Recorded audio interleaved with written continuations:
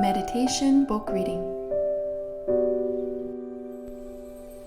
Nature's Flow by teacher Myung. This poem is called Instinct.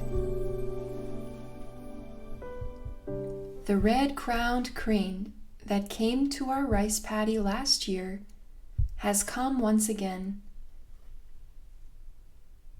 No matter how much I ponder about it, why it has returned, I cannot say. How migratory birds fly according to the seasons, I cannot say.